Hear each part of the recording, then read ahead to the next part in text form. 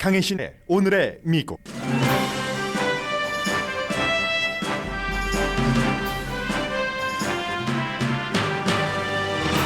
가장 파워풀한 우주선 스타쉽이 발사되자마자 폭발했습니다. 그러나 치명적인 실패는 아닙니다. LA시의 마지막 공화당 시장이었던 리처드 리오든 전 시장이 92세로 사망했습니다. 리오든 전 시장의 시장으로서의 업적은 좋은 평가를 받았지만 90년대 말이었던 그의 임기에도 경찰국 이슈는 있었고 프로블럼 솔버라는 별명의 리오든 전 시장도 경찰국 문제는 풀지 못했습니다. 북가주에서는 경관들이 인종차별 언사와 함께 용의자 폭행, 증거 조작 등을 한 텍스트 메시지가 드러나 해당 경찰국이 감사를 받고 있습니다. 오클라호마주에서는 비슷한 이유로 커미셔너가 사임했습니다. 워싱턴주가 전국에서 가장 강한 정도의 살상무기 금지안을 통과시켰고 즉시 시행됩니다. 공화당 하원이 성전환자가 학교 스포츠팀에서 활동할 수 없도록 하는 법안을 통과시켰습니다. 팍스TV와 소유주가 같은 월스트리트저널은 오늘 우리는 팍스와 일심동체가 아닙니다. 팍스가 트럼프의 거짓 주장을 진실처럼 실어 나를 때 월스트리트저널은 반대의 사설을 2번이나 실었습니다. 이렇게 주장했습니다. 3월 주택값이 2012년 이후 가장 큰 폭으로 내려갔습니다. 역시 3월의 주택 판매도 1년 전에 비해서 22%나 줄어들었습니다. 인도가 중국을 제치고 인구가 가장 많은 나라가 된 게 세계를 변화시킬 수 있다는 높은 가능성 때문에 전 세계적으로 빅 이슈입니다. 네, 정말 약속한 것처럼 오늘 제가 오른쪽 텔레비전 화면에는 전국적인 그 케이블 채널을 틀었고 왼쪽에는 채널 5 로컬 뉴스인데 지금 전국적으로는 그 일론 머스크의 스페이스 X가 발사한 그 로켓이 몇 분 만에 떨어진 것. 왼편에는 리처드 리오든 LA 시장의 모습이 보입니다. 어제 숨졌는데 그가 벌써 92세나 됐었다는 것을 저조차도 잊고 있었습니다. 그리고 그 두 가지 사이에 미래로 향하고 왼편에는 이미 많은 그 여러 가지 뭐 벤처 캐피털리스트로부터 시작해서 정치인이 되고 그 뒤에도 활동을 했었던 리오든, 이 두 가지 사이에는 역시 현실에서 일어나는 일이 있을 텐데 미래와 현재 일단의 마감에 그 현실에서 일어나는 일들은 뭐 그다지 밝진 않고요. 오늘 그럼 화면에 보이는 순서대로 좀 진행을 해보겠습니다. 먼저 오른쪽 전반적인 전국적으로는 가장 파워풀한 우주 로켓 발사를 했는데 이게 또 며칠 전에도 문제가 있었기 때문에 조금 고치고 나서 발사한 거죠. 오늘은 이제 텍사스의 남부 보카치카에서 차세대죠. 차세대 우주선 스타쉽이 발사하고 3분 만에 폭발했습니다. 이 멕시코만 위로 향하기는 했는데 폭발했고 치명적인 실패는 아니라고 말씀드리는 것은 전문가들이 치명적인 실패라고 볼 때는 발사대에서 뭐 발사하자마자 폭발해서 그쪽으로 떨어지고 나면 고쳐야지 될 게 너무 많잖아요. 이번에는 그래도 몇 분 만이기 때문에 어느 정도 거리에 가서 발사대는 아무 이상이 없으니까 수리하는데 범위가 광범위해지지 않기 때문에 이게 이제 그 치명적이지는 아니다라고 보는 거고 사실은 오늘 이 같은 발사를 하기 전에 이건 보통 우주하고 전혀 뭐 상관이 없는 사람이나 관심이 없는 사람들에게도 다 해당되는 스토리들이 이 안에는 들어있잖아요. 그 스페이스X의 일론 머스크가 사람들의 기대 수준을 낮췄습니다. 이게 과거에 이런 것을 발사할 때와 지금 일론 머스크의 스페이스X의 방식이 다르기 때문인데 우리가 완벽하게 성공하기 위해선 거기까지 가려면 더 많은 준비가 필요할 수 있다 하고 기대 수준을 낮춘 뒤에 스피드도 충분해야지 되고요. 빠르게 그 궤도에 진입하려면 그래서 이제 하와이 인근 태평양에 도달하기 전에 몇 번에 더 이 같은 일이 있어야지 될지도 모른다 하고 예비 준비를 시키고 나서 이제 뭐 수리하고 다시 하겠죠. 뭐가 잘못인지를 파악을 하고 나서 이건 이제 미국의 우주항공국 나사와는 달리 우주항공국 나사가 아르테미스 3호 달에 다시 사람이 가고 그 뒤에는 우주 깊이 더 깊이 사람도 가고 화물도 가고 하는 그 아르테미스 3호의 임무를 완성시키려면은 민간 회사인 스페이스X에서 이 같은 것을 많이 발사해서 뭔가를 뒷받침을 해줘야지 된답니다. 그런 뜻에서 나사 우주항공국도 이제 스페이스X와 손을 잡고 일을 하니까 이걸 지켜봤었던 것이고요. 그리고 실제로 오늘날의 그 스페이스X가 있기 전에도 굉장히 많은 오늘의 실패뿐만이 아니라 수많은 실패가 있었습니다. 팰컨 1호, 지금 팰컨 9호잖아요. 며칠 전에 임무를 완성을 했는데 팰컨 그 1호 때보다 정말 돈도 많이 모으고 기술도 많이 그 발전을 해서 이 스페이스X라는 회사도 여기까지 왔습니다. 팰컨 9 로켓만 하더라도 올해 25번 그 우주를 여행을 했다고 하거든요. 가장 최근의 발사가 어제 성공을 했고요. 이 회사의 슬로건, 일론 머스크가 많은 일을 하고 있지만 기간 산업까지 손을 대고 많은 일을 하고 있지만 스페이스X의 슬로건이 뭐라고 말해야 되나요? 이거 실수해서 배운다라고 말하기는 너무 좀 평이하고요. Fail fast, 빨리 실패하고 but learn faster, 빨리 실패하고 더 빨리 배운다가 스페이스X의 슬로건이랍니다. 보통 이제 전통적인 이런 우주 항공 그 전문가들은 뭔가 실패하기 전에 완벽하게 준비를 해서 예방을 하고 하려면 시간도 많이 걸리겠고 돈도 많이 들지 않겠어요? 그래서 어떤 때는 사실은 그 정도까지 할 필요는 없었는데 그 정도의 시간과 돈을 들였는데 결국 실패했어. 이렇게 나오잖아요. 스페이스X는 다른 겁니다. 빨리 실패하고 거기서 더 빨리 배우고, 그러니까 뭔가가 완벽하지 않더라도 일단 추진을 하면서 배워간다는 게 스페이스 X라는 거죠. 불안정한 상태에서 개선하는 것을 빨리빨리 하기 위해서 실험과 이걸 준비를 같이 해나간다는 겁니다. 그래서 이제 스타쉽이 그러니까 빨리 발전도 하고 리스크도 아주 높은 거죠. 이게 철학이기도 하고요. 그러니까 이제 스타쉽 같은 거 만들 때도 전부 이제 재생으로 사용할 수 있는 것을 한다고 하잖아요. 오늘 이런 일이 있었고 실패는 실패지만 치명적인 실패는 아니다. 왼쪽 화면으로 가겠습니다. KTLA 화면에서 리차드 리오던과 그 이후에 리오던 시장의 다음은 제임스 한이었습니다. 그리고 나서 안토니오 비아라이고사였잖아요. 마지막에 안토니오 비아라이고사와 막 서로 같이 뭔가를 하고 하는 그런 모습을 보여줬는데, 리차드 리오던 하면 공화당이고 로스앤젤레스 시장으로서 마지막 공화당이었고, 그리고 이번에 아프리칸 아메리칸으로서는 두 번째고 아프리칸 아메리칸 여성으로는 첫 번째인 캐런 베스가 당선되기 전에 리차드 리오던의 뒤를 이을 수 있나? 릭 카루소가 이런 얘기를 우리가 굉장히 많이 했었습니다. 물론 시장이라는 로컬 정치인은 당과 상관이 없지만 그래도 로스앤젤레스가 워낙에 진보적인 도시이기 때문에 리처드 리오든이 시장이 될 때 사람들이 무척 주목을 했었죠. 그가 아마 너무너무 지금의 뭐 예를 들어 론 디센티스처럼 색깔이 강한 보수적인 그런 성향이었다면 LA 시장으로 당선되지 않았을지도 모릅니다. 그러나 그는 조금 온건했었고 93년도 7월 달에 그 취임을 했으니까 92년도에 LA 폭동이 있었잖아요. 그리고 뭐 노스리치 지진도 있었고, 이 사람은 돈을 많이 번 사람입니다. 벤처 캐피털리스트로 시작을 해서 지금도 이제 브렌트우드에서 오래 살다가 브렌트우드에서 가족 뭐 친구들 보는 앞에서 눈을 감았다고 하는데 92세로서요. 로스앤젤레스로서는 공화당인데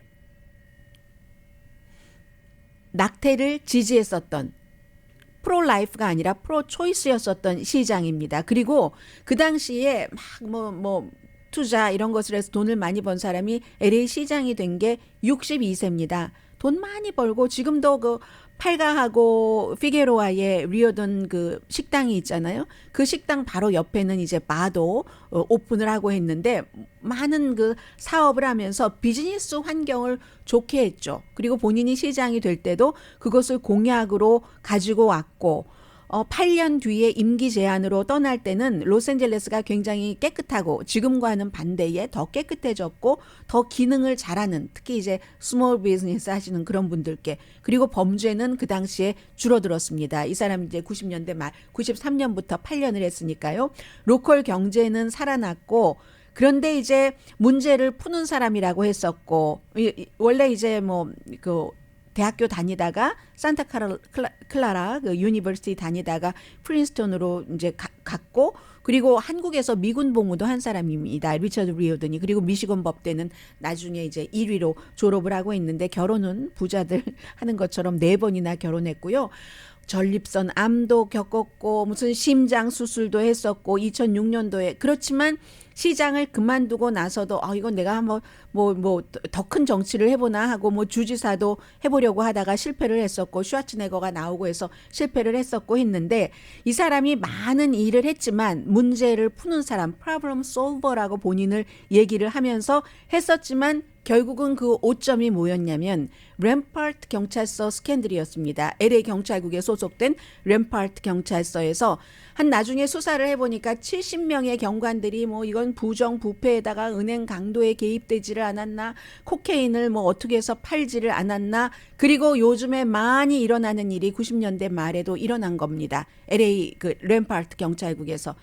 뭐 용의자를 폭행은 일삼은 거는 당연하고 거기에 대해서 폭행을 하고 증거를 조작하고 이런 많은 일들 그런데도 리오든 시대의 오점이 이건데요. 개혁을 늦췄다. LA 경찰국의 개혁을 늦추고 좀 개입을 좀 안 해보려고 하고 하다가 마지못해 이게 연방에서 수사를 하게 됐죠. 연방 법무부가 수사를 하게 됐고 그 사이에 이제 140건의 민사 소송이 있고 해서 그 전에 억울하다. 우리는 죄도 없었는데 우리 아들이 숨졌어. 뭐 등등등 해서 1억 2,500만 달러를 LA시가 배상을 했었어야지만 됩니다. 이게 그 뒤를 이은 제임스 한도 이 문제를 제대로 해결하지 못하고 뭐 등등 해서 그래서 이제 안토니오 비아라이고사가 내가 개혁하겠다고 나왔었던 거잖아요. 그때가 90년대 말이었는데 지금도 LA에서 다른 지역에서 경찰과 연관되는 문제가 수없이 일어나고 있습니다. 그래서 그 시정을 잘 펼쳤던 리처드 리오든은 어젯밤에 92세로 세상을 떠났고 그도 하지 못했었던 경찰국의 개혁 같은 것이 지금까지도 계속 이어지고 있다는 것을 오늘 이 섹션에서 마지막으로 전해드리겠습니다.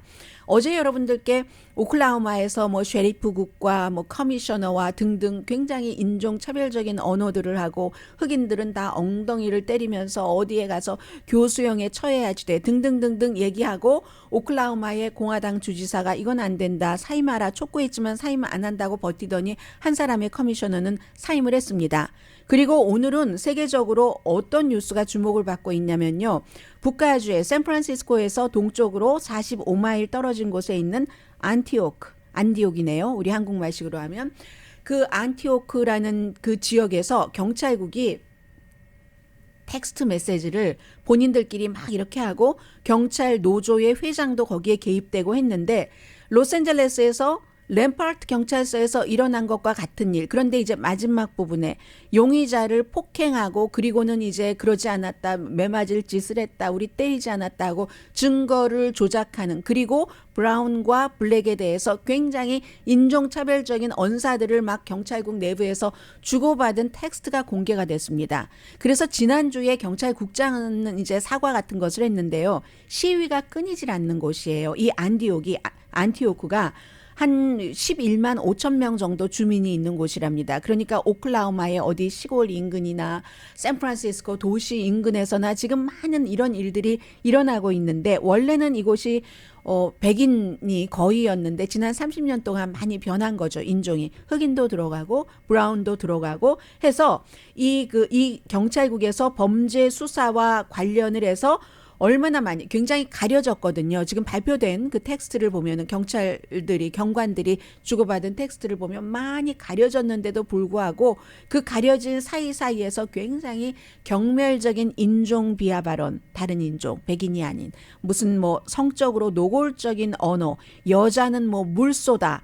그리고 고릴라 사진은 흑인에 비유하고 인종차별적인 언어는 너무나 자유롭게 그리고 조지 플로이드 살해에 대해서도 죽을만 하지. 뭐 이런 얘기들 용의자를 구타한 것을 막 그냥 막 허장성세 부리듯이 자랑을 하고 흑인에게는 똥을 먹여야지 돼. 그러면 또 다른 여자 경관이 맞아 그게 쉬워. 아주 좋은 시작이 될 거야. 이런 것들이 나오니까 용의자를 폭행하고 한 증거 같은 것은 감추고 증거를 또 조작을 하고 하니까 이 지역의 주민들이 시위를 하고 이게 세계 다른 나라에도 많이 보도가 되는 겁니다. 특히 이 경찰국에 의해서 숨졌다던가 하는 그 피해자의 가족들은 우리 아들이 2번 죽네 뭐 이런 얘기들을 하고 있고요. 경찰국장이 사과를 하고 아무리 강하게 이제 뭐 그 경찰국 내부를 비난하고 있지만 경찰 노조의 회장까지 이런 것에 다 그 가담이 돼 있었기 때문에 그러니까 사람들이 경찰이 내부에서 조사를 한다고 내사를 한다고 그 내사를 믿을만 한 거야 하니까 이 문제도 지금 어느 정도로 커질지 모르고요. 시의회가 전체적으로 이걸 들여다봐야 된다 해서 이 경찰국은 지금 감사를 당하고 있습니다. 그러니까 어떤 도시에서건 시골에서건 지금 무슨 폭력과 범죄와 뭐 홈리스와 이런 문제가 굉장히 많고 그것을 경찰이 일단은 그 일선에 나가서 해야 되는데 그 같은 일을 집행하는 과정에서 또 다른 전혀 범죄와 상관이 없는 소수 인종에 대한 어떠한 그 인권 침해 같은 것도 많고 이 복잡한 뉴스를 누가 풀 수 있겠습니까? 어쩌란 말인가? 이게 지금 미국의 도시, 시골, 동부, 중부, 남부, 로스앤젤레스, 샌프란시스코 인근에서 일어나고 있는 공공 안전과도 연관된 부패와도 연관된 그런 풀기 참 어려운 숙제입니다.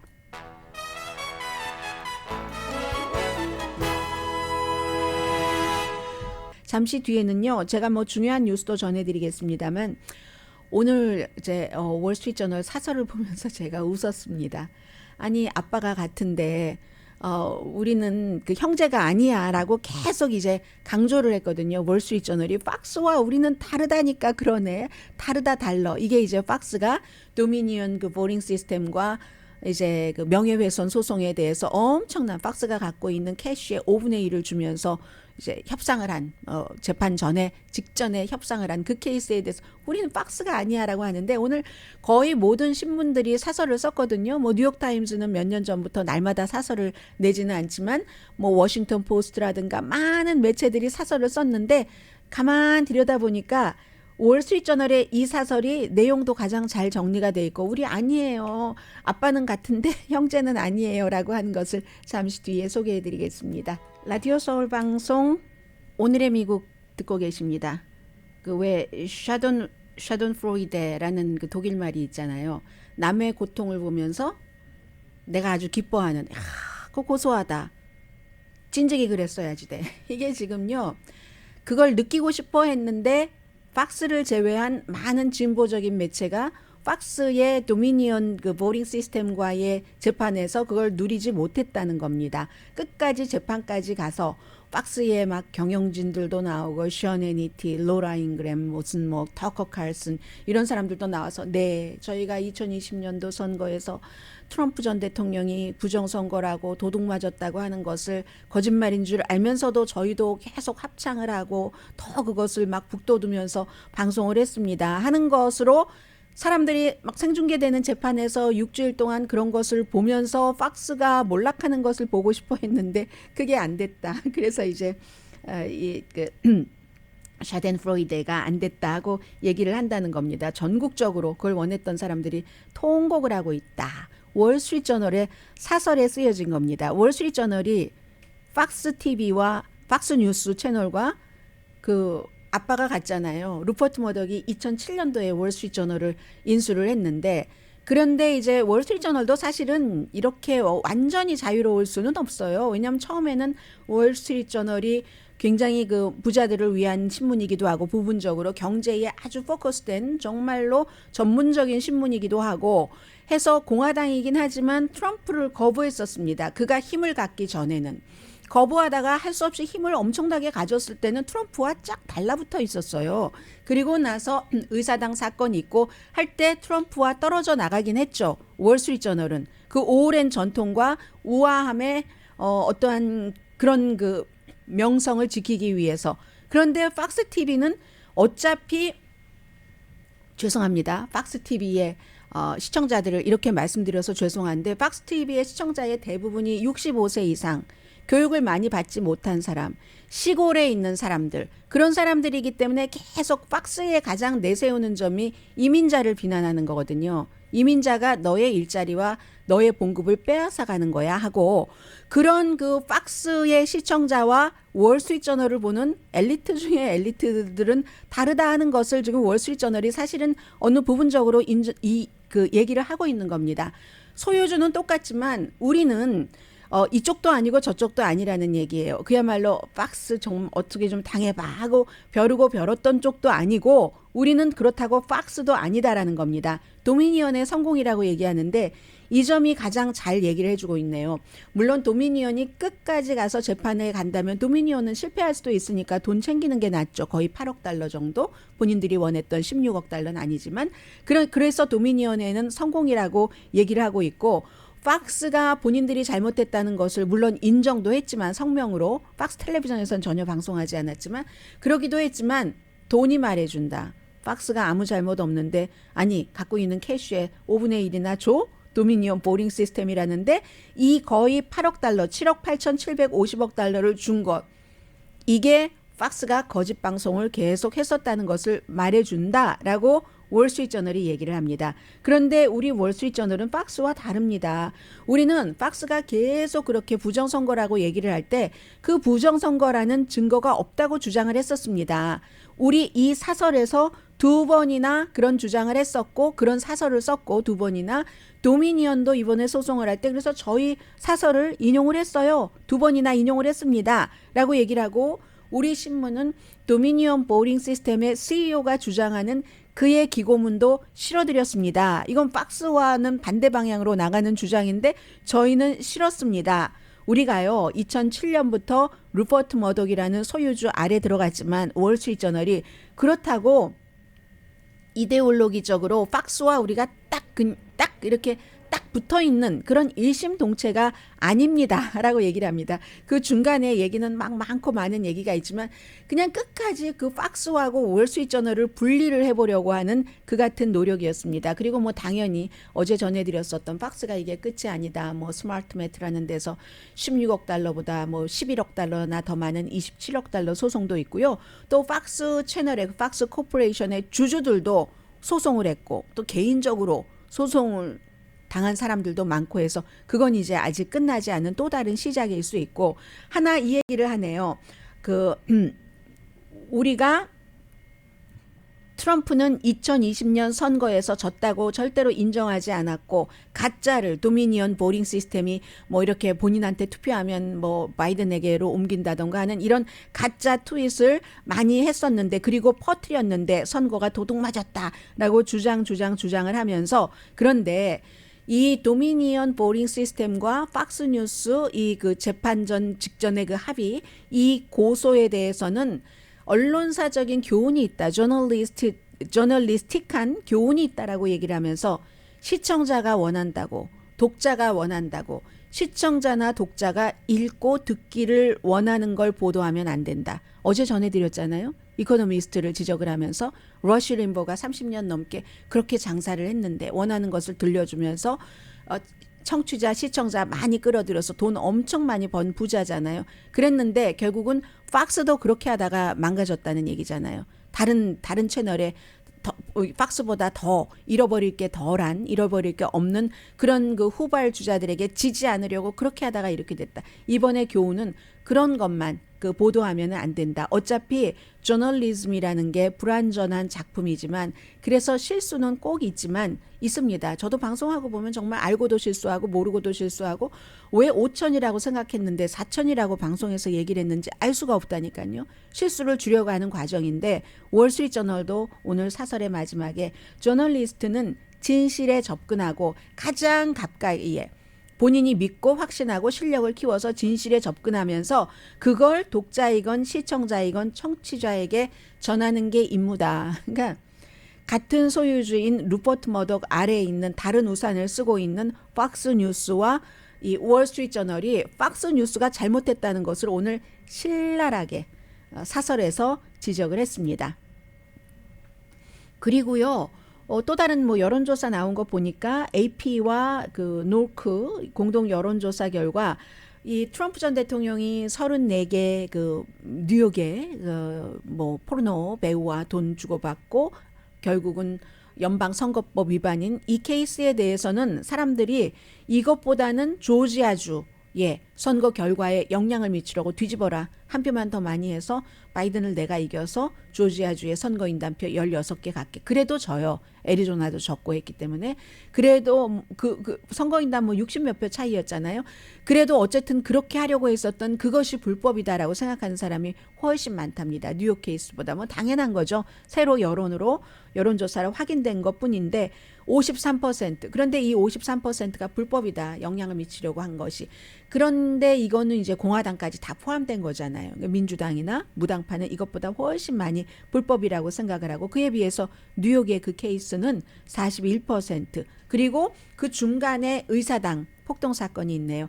의사당 폭동 사건도 트럼프 전 대통령이 거기에 분명히 불법적인 역할을 했다라는 사람이 49%. 4월 13일부터 17일까지 1230명을 대상으로 한 여론조사 결과고요. 그래서 오차 범위는 3.9%포인트입니다. 살상무기 전면 금지안을 워싱턴 주에서 통과시켜서 주지사가 바로 서명을 해서 즉시 효력을 발생을 합니다. 뭐 제이 인슬리 주지사야 워낙에 90년대에 연방 정치인을 할 때도 그때 현재의 바이든 대통령과 함께 살상무기 금지안 통과시키는데 찬성을 던졌던 사람이니까요. 당연히 뭐 서명 당연히 했고요. 먼저 상원에서 이 경우는 그 워싱턴 주가 뭐 통과가 되고 하원에서 어제 통과가 됐거든요. 그래서 적어도 60종류의 아주 뭐 일일이 다 그 모델 이름까지 지적을 하면서 그런 정도의 그 총기를 전부 뭐 소총, 살상무기를 금지를 한다는 건데 예외는 당연히 있습니다. 모든 법에 예외가 있어서 현재 이미 소유하고 있는 사람 그걸 뭐 어떻게 하겠어요. 다 수거할 수는 없잖아요. 미국 너무 많아서. 그리고 그걸 누구에겐가 물려받은 사람 법 집행관도 계속 새로 살 수 있도록 하는 건데 이게 요즘에 여러 총격 사건이 너무 많이 일어나잖아요. 엘라바마의 스윗 16 생일 파티에서 결국은 용의자가 잡혔는데 어제 오후까지만 하더라도 2명의 브라더였거든요. 그런데 오늘 아침에 보니까 2명의 10대 청소년 성인 재판 받게 되고요. 1명의 20대도 있답니다. 그런데 이상하게도 아직까지도 전혀 범행 동기에 대해서는 얘기를 하질 않습니다. 4명이 숨지고 32명이 다쳤는데 50명 정도가 참석을 해서. 그렇죠.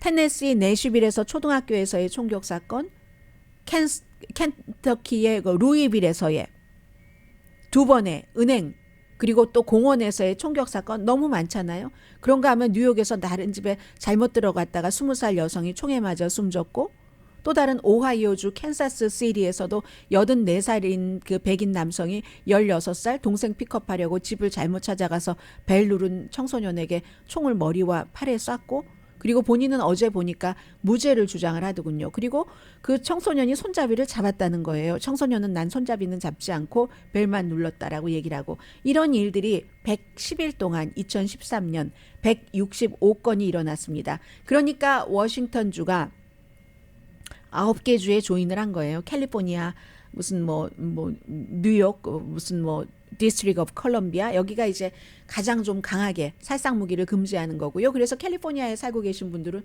다른 주에서도 많이 살상무기 금지하는가 봐라고 생각하시는데 그렇지 않습니다. 살상무기를 금지하거나 규제하는 주가 그렇지 않은 주보다 훨씬 적습니다. 살상무기를 금지하는 그런 주들이요. 아무튼 캘리포니아, 커네디컷, 델라웨어, 하와이, 일리노이, 메릴랜드, 매사추세츠, 뉴저지, 뉴욕 그리고 어디가 있나요? 한 군데 더 있어야 되는데 워싱턴 디스트릭 오브 컬럼비아, 워싱턴 DC 이런 거 그리고 미네소타, 버지니아, 워싱턴 주는 지금까지도 규제는 했었어요. 근데 지금 규제에서 미네소타나 버지니아 주처럼 규제에서 거의 완전히 특별한 예외를 제외하고는 금지하는 쪽으로 들어갔습니다. 요즘 하도 총격 사건이 많으니까 이런 일들도 있고요. 잠시 뒤에는 주택 부분 그리고 하나는 한 번 정도는 정리가 필요한 것 같습니다. 그런다 하더니 드디어 그랬어요. 어제 유엔이 이제 인도가 중국보다 인구가 더 많다. 이게 세상에는 어떤 영향을 미치는가? 우리가 어떤 때 한때 미국에 살면서도요. 스페니쉬를 막 자녀들이 배우던 적이 있었습니다. 그러다가 무조건 중국이야 하고 막 중국, 유학도 중국, 뭐 학교 다니다가 무슨 뭐 교환 학생도 중국 그랬거든요. 이제는 이게 인도 쪽으로 향하는 게 아닌가? 한번 뭐 확실하지는 않지만 인구라는 것은 파워이기 때문에 그래서 잠시 뒤에 주택값과 이 부분 전해드립니다.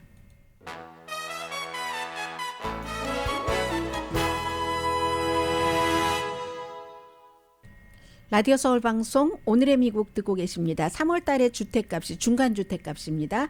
2022년이 아니라요. 2012년 이후에 가장 큰 폭으로 내려갔답니다. 1년 전에 비해서 3.3%가 내려갔는데 브래드핀의 발표고요. 그리고 이것도 2개월 연속 내려갔잖아요. 모기지 이자율도 있고 또 주택 소유주가 모기지 이자율이 예전 같지 않으니까 이걸 포기하고 뭐 새로 집을 살 수도 없고 하니까 그런 것이고 결국은 이제 팬데믹이 끝나면서 뭐 새로운 부스터샷 맞아라 65세 이상 이런 얘기도 나오지만 팬데믹 때 굉장히 높았던 집값 언젠가 여러분들께 소개를 해드린 적이 있는데 뭐 아이다호주의 보이시 같은 이런 곳들이 가장 많이 오른 곳이 지금 가장 많이 내려가는 그런 지난해에 비해서 15.4%나 내려갔답니다. 이 아이다호주의 보이스라는 곳은요. 대부분의 도시 가운데서 가장 많이 내려간 건데 그렇게 지금 내려가 있고 그리고 주택 판매도 1년 전에 비해서 지금 22%가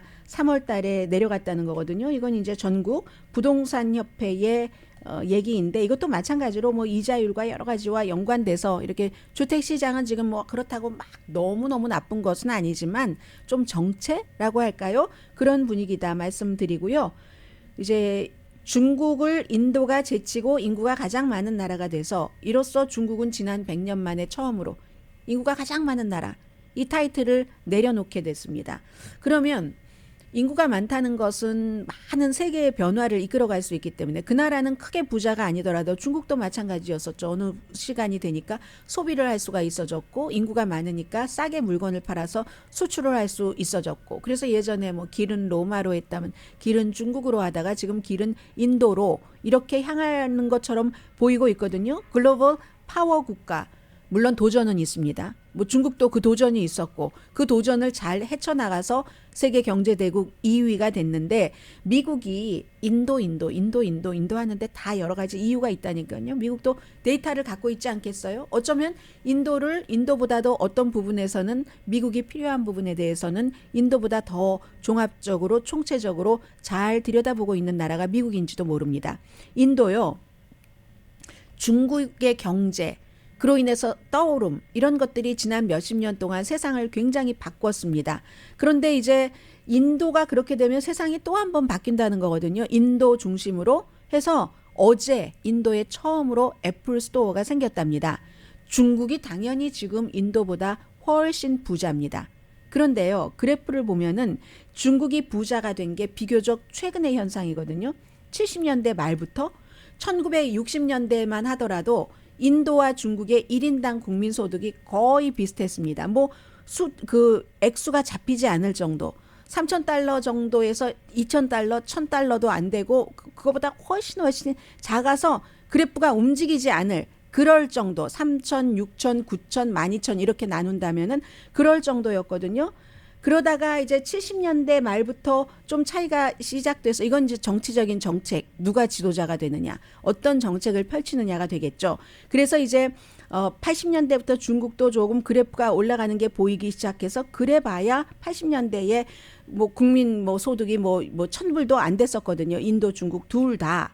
그러다가 2010년대 말이 되면서 중국이 9,000달러까지 올라갑니다. 인도도 올라가기 시작했지만 아주 조금. 지금도 인도는 1인당 국민소득이 3,000달러가 안 되거든요. 2021년도에 중국은 부자는 엄청 부자지만 12,000달러 정도 되고 그러면 60년대에 같았다가 70년대에 인도와 중국이 이게 소득 격차가 심해지는데 그럼 중국에 무슨 일이 일어났지? 다 아시는 거죠. 덩샤오핑 개방정책, 등소평의 개방 경제 정책을 쓴 겁니다. 그런데 이게 중국식의 개방 정책이었고 너무 효율성이 있었던 거예요. 중국식이기 때문에 공산당이잖아요. 인도는 공산당이 아니라 민주주의 국가 가운데서 가장 인구가 많은 나라. 물론 지금 뭐 인도 총리 거의 독재 비슷한 부분도 있지만 그래서 공산당이기 때문에 외국인 투자를 많이 받았어요. 투자를 받기는 했는데 그게 투자를 하되 기술을 공유하는 것으로 하면서 로컬에서 투자를 하니까 뭐 공장도 짓고 해야지 되니까 시골에서 밥도 못 먹던 사람들이 도시로 와서 돈을 벌고 중국은 이제 기술을 좀 갖게 되고 뭐 삼성이나 하이닉스나 다 마찬가지예요. 그곳에서 공장을 짓고 뭐를 하면은 기술이 그곳에 유출이 되는 겁니다. 중국이 그런 형태로 공장 짓는 것을 허용을 했기 때문에 그래서 공산당이 규율 같은 것은 잡고 있으면서 투자는 외국 것을 했으니까 이건 완전한 자본주의는 아닌 거죠. 본인들의 무역을 보호하면서 그렇게 해서 믹스된 자본주의라고 할까요? 그런데 이건 뭐 중국만 그렇습니까? 다른 나라도 다 이렇게 시작을 했죠. 미국도 long times ago 얘는 이렇게 시작을 했습니다. 산업화가 이루어지는 그 과정을 거친 겁니다. 무척 잘 작동을 해서 중국 시민이 가난해서 벗어났습니다. 인간 역사상 이렇게 빠른 시일 안에 이렇게 많은 사람들이 빈곤에서 밥을 먹게 되고 부자가 되고 한 역사가 없었답니다. 중국인 겁니다. 그런데 그 똑같은 시기에 인도는 공산주의였던 적이 없잖아요. 70년대에 뭐라고 할까 좀 약한 스타일의 사회주의 스타일의 경제, 영국 식민지로부터 벗어나서 후유증을 겪고 있었던 때니까 중국은 그때 막 공산당이 확 휘어잡을 수 있잖아요. 단일 체제로 이렇게 해서 그래서 중국보다 현대화 속도가 느려진 거죠. 인도는 사회주의 경제를 중국보다 한 10년 정도 늦게 시작을 했고 그런데 그것도 막 종교도 까다롭죠. 정치도 복잡하죠. 뭐 지역에 따라서 너무 통일이 잘 안 돼요. 인도도 중국과 마찬가지로 또 산업계도 노조, 뭐 농업 분야, 뭐 모든 근로자들이 그룹의 이익에 따라서 산산조각 흩어지는 곳이 또 인도입니다. 인도의 특징이에요. 인도가 부진했기 때문에 중국이 날개 잡고 확 휘어잡을 수 있었던 건데 1990년대 이제 중국의 제조업이 너무나 인도보다 커졌고 임금은 그때까지만 하더라도 인도보다 낮았어요. 중국이. 많은 회사가 임금이 낮으니까 중국을 선택하죠. 그렇게 중국을 선택했던 회사들이 지금 베트남으로 다른 곳으로 가지만 남미 쪽 뭐 이런 쪽으로 가지만 그때는 인도가 뭐 못 살긴 못 사는데 임금은 중국보다 높으니까 중국으로 갈 수밖에 없는 것이었어요. 중국 정부가 또 잘한 게 있습니다. 기간 산업을 너무 잘 해놨어요. 실크 로드의 국가잖아요. 그야말로 중국은. 해서 미국보다 훨씬 좋습니다. 중국의 기간 시설이. 물류를 수송할 수 있는 열차 시스템 그렇죠. 전반적인 뭐 철도, 길, 공항 다 마찬가지입니다. 해서 기간 산업은 미국보다 더 나은 중국을 인도가 어떻게 따라가겠습니까? 나렌드라 모디 총리를 포함을 해서 그래서 최근에 인도의 리더들은 과거의 교훈을 잘 알기 때문에 중국을 따라잡으려고 기간 산업에 큰 투자를 하는데 요즘 성과가 좀 괜찮다고 합니다. 그래서 인도의 시간이 왔다고 보는 사람들이 많은 겁니다. 어제 인도에 애플 스토어가 오픈됐다. 그런데 아직도 문제들이 많이 있죠. 교육. 중국은요 공산당이기 때문에 소년과 소녀에 대해서 교육 차등을 두지 않았어요. 인도는 아직도 무슨 뭐 힌두교가 어떻고 뭐 카스트 제도에 뭐가 어떻고 잔재가 남아있고 해서 여자들이 교육을 많이 받지 못하니까 교육을 많이 받아야지 효율적으로 생산을 해내잖아요. 사회에 나와서 본인의 역할을 하잖아요. 그럼 인도가 뭐 문맹률이 워낙 높으니까 교육은 뭐 마오쩌둥 시대에 1940년대 말부터 70년대 뭐 등등 너무너무 화이트 칼라건 블루 칼라건 중국의 그 과거의 뭐 문화유산과 함께 그렇게 됐죠. 그래서 이제 중국은 여기서 변화가 필요한데 인도가 중국보다 좋은 게 있죠. 중국은 너무 오랜 동안 한 가정 한 자녀 세대를 했기 때문에 지금 낳으라고 해도 안 낳잖아요. 중국도. 인도는 이게 없어서 막 아이를 계속 낳아왔어요. 지금 인도는 아주 중요하게 인구의 탄탄한 계층이 일할 나이인 겁니다. 이건 중국보다 지금 훨씬 좋고요. 해서 세계은행이 지금 파악하고 있기로는 중국의 일하는 인구는 2050년에 6억 명으로 줄어들고 인도는 8억 명으로 늘어난답니다. 이거 몇 분의 1 차이예요? 그래서 인구 숫자 더군다나 열심히 활동할 수 있는 인구 숫자가 인도 경제, 세계 영향력에서 인도에 기회를 주는 거죠. 문제는 그렇게 할 수 있는가? 어떤 종류의 나라가 될까? 중국의 리더들은 민주주의라는 것을 자랑을 하지만 그러나 나렌드라 모디가 과연 지금 민주주의를 하고 있는 것인가? 그런 문제.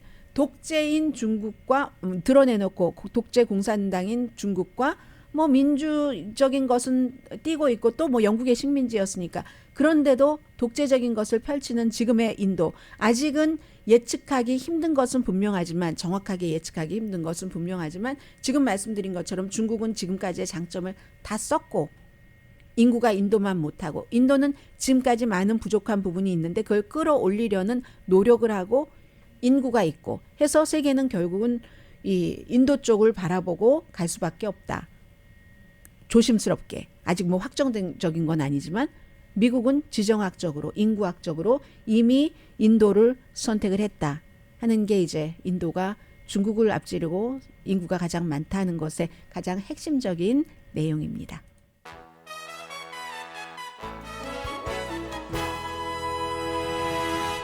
라디오 서울 방송 오늘의 미국 듣고 계십니다. 네, 좀 전에 무슨 그 봄, 여름, 가을, 겨울 광고를 들으셨는데 그 광고를 듣다 보니까 오늘 미국과 세계 모든 언론은 문빈 아스트로의 멤버였다는 K-팝 스타들은 요즘 이렇게 뉴스가 됩니다. 25살밖에 되지 않았는데 매니저가 뭐 집에서 숨진 채 발견을 했다 하는 건데 발견이 된 거죠. 전부 모든 신문, 방송, 미국뿐만이 아니라 해외까지 이 K-팝 스타의 숨짐을 보도를 하고 있습니다. 아스트로 별인데 별이 숨졌네요. 연방 대법원이 낙태약 판매 여부에 대해서 내일까지로 이제 결정을 미뤘습니다. 그 결정이라는 것은 항소법원이 판결한 대로 시행을 해라 하지 말아라. 항소법원의 판결은 낙태약을 시판하기는 하되 조건을 좀 까다롭게 하라. 그러니까 그거 지금 생각하실 필요 없이 내일까지는 일단 지금 그대로 변하는 게 없습니다. 그리고 하원 공화당이 성전환자가 스포츠팀, 학교 스포츠팀에서 활동하지 못하도록 하는 안을 통과시켰습니다. 이건 이제 여자로 성을 전환한 그 성전환자가 여자 스포츠팀에서 할 수 없다는 거죠. 많은 주에서 주정부 차원으로 이런 일이 일어나고 있지만 하원에서 통과됐어도 상원이 민주당이 다수당이니까 당연히 이거 통과시켜주지 않을 것이고 상원에서 통과돼도 대통령이 아마 비토를 할 겁니다.